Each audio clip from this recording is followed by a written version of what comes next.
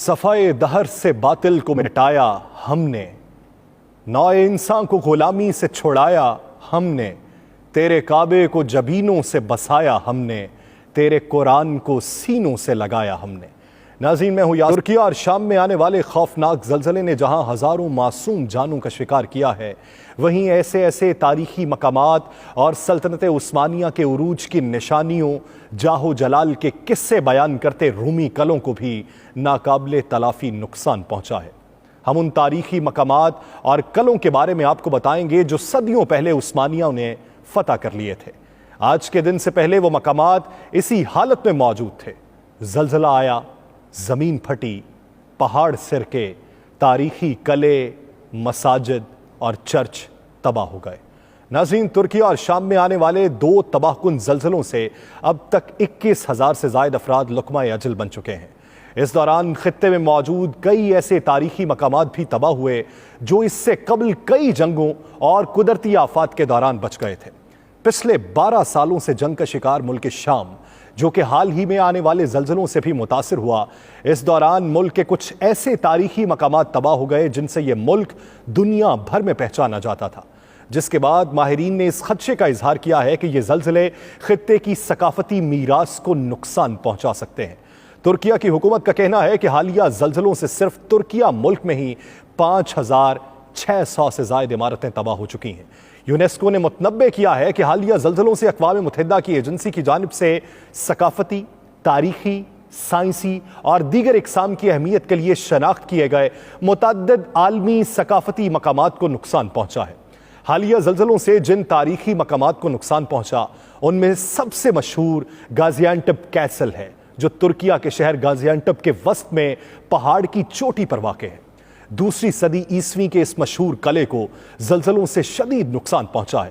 اس کی بہت ساری دیواریں اور واچ ٹاورز گر چکے ہیں اور دیگر حصوں کو بھی نقصان پہنچا ہے۔ اس قلعے کو رومیوں نے تیار کیا تھا، جو کہ اب تک دنیا بھر کے سیاحوں کی توجہ کا مرکز رہا ہے۔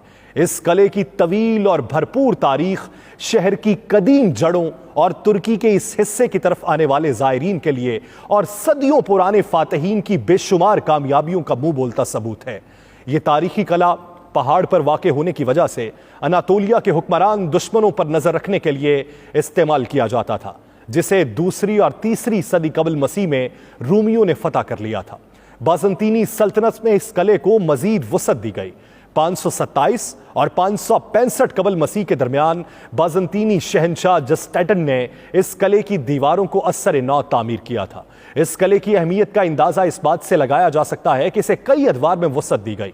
12ویں اور 13ویں صدی میں ایوبیوں نے اس کی تعمیر کی، اسے مضبوط بنایا، پھر یہ عثمانی سلطنت کے کنٹرول میں آ گیا۔ گازی انٹپ کیسل نے 20ویں صدی میں ترکی کی آزادی کی جنگ میں اہم کردار ادا کیا تھا۔ سلطنت عثمانیہ کی شکست اور سقوط کے بعد اس قلعے نے فرانسیسی فوج کے خلاف سیسا پلائی ہوئی دیوار بن کے اپنی اہمیت کو اجاگر کیا۔ یہ گازی انٹپ کیسل سے متصل 17ویں صدی میں تعمیر کی گئی فن تعمیر کا عملی نمونہ سیروانی مسجد ہے۔ اس مسجد کو بھی زلزلوں سے شدید نقصان پہنچا ہے۔ اس مسجد کی مشرقی دیوار اور گنبد جزوی طور پر تباہ ہو گیا۔ گازی انٹپ کی یہ قدیم ترین مسجد طویل عرصے سے نہ صرف مذہبی ڈھانچے کے طور پر بلکہ تعمیراتی عجوبے کے طور پر بھی سیاحوں کی توجہ کا مرکز رہی ہے۔ یہ مسجد گازی انٹپ کیسل کے جنوب مغرب میں واقع تاریخی مقام سفرپاسا کے قریب موجود ہے، جو شہر کی سب سے قدیم مسجد ہے۔ اس مسجد کو 2 بالکونیوں والی مسجد بھی کہا جاتا ہے، کیونکہ عام طور پر مسجد کا ایک مینار ہوتا ہے جس کی ایک بالکنی ہوتی ہے، لیکن اس تاریخی مسجد کے مینار کی 2 بالکنیاں ہیں۔ خوفناک زلزلے نے اس خوبصورت قدیم اور تاریخی مسجد کی رانائیوں کو ماند کر دیا ہے۔ اس کے بعد حلب کا تاریخی قلعہ آتا ہے۔ حلب کا قلعہ دنیا کے قدیم ترین قلعوں میں سے ایک ہے، جو کہ حالیہ زلزلوں سے تباہ ہو چکا ہے۔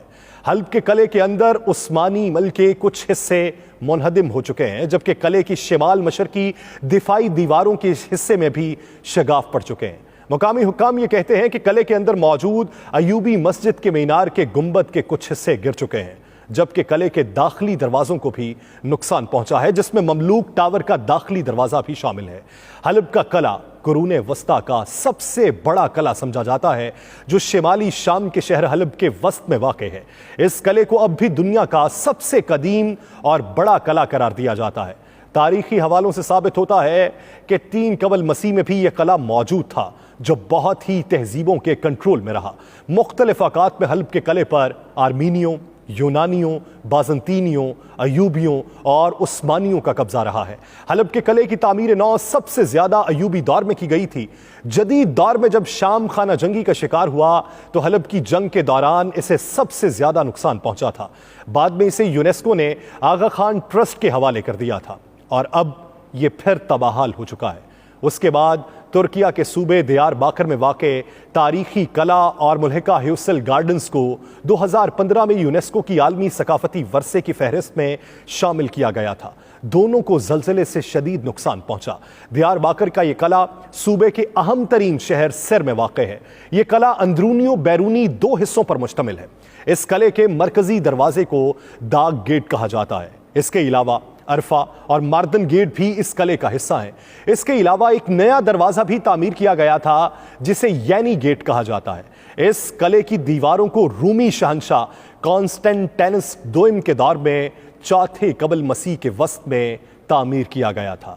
تاریخ یہ بتاتی ہے کہ اس قلعے کو 6 قبل مسیح کے وسط میں بادشاہ ٹیگرنس نے مضبوط بنایا تھا۔ اس قلعے کی دیواروں کو دیواریں چین کے بعد سب سے مضبوط اور ناقابل تسخیر سمجھا جاتا ہے۔ دیار باکر قلعے کو سب سے پہلے 297 قبل مسیح میں رومیوں نے تعمیر کیا تھا۔ 15ویں اور 16ویں صدی میں عثمانیوں نے اس شہر کو فتح کیا اور توپ کے گولوں سے اس کی بیرونی دیواروں کو تباہ کر دیا تھا، اور قبضہ کرنے کے بعد عثمانیوں نے اس کی دیواروں کو تعمیر کیا اور قلعے کو مزید وسعت دے دی تھی۔ اس کے بعد ترکیہ کے مشہور اناطولیہ کے علاقے قدیم شہر ملانیہ میں 17ویں صدی کی مسجد کو بار بار زلزلوں سے نقصان پہنچا۔ یہ مسجد 1894 کے زلزلے میں تباہ ہو گئی تھی، لیکن پھر اسے دوبارہ تعمیر کیا گیا۔ 1964 کے زلزلے میں اسے دوبارہ نقصان پہنچا اور اب حالیہ زلزلوں میں ایک بار پھر اس مسجد کو نقصان پہنچا ہے۔ 1889 میں ملانیہ بازار میں خوفناک آگ لگی تھی، جس کی وجہ سے یہ تاریخی مسجد شہید ہو چکی تھی۔ 1893 میں اس کی تعمیر شروع کی گئی اور 1913 میں تعمیر مکمل ہوئی اور اسے نئی مسجد کا نام دے دیا گیا۔ ترکیہ کے بہت سے تاریخی مقامات کو شدید نقصان پہنچا ہے۔ یہ وہ تاریخی مقامات، قلعے اور مساجد ہیں جنہیں صدیوں سے جاری رہنے والی جنگیں بھی تباہ اور شہید نہ کر سکیں۔ اس زلزلے نے ان کو بھی ناقابل تلافی نقصان پہنچایا ہے۔ اب دیکھنا یہ ہے کہ ثقافتی ورثہ کس حد تک محفوظ رہتا ہے اور کس حد تک اس کی تعمیر نو کی جاتی ہے۔ جانوں کو بچانا اور ملبے تلے سے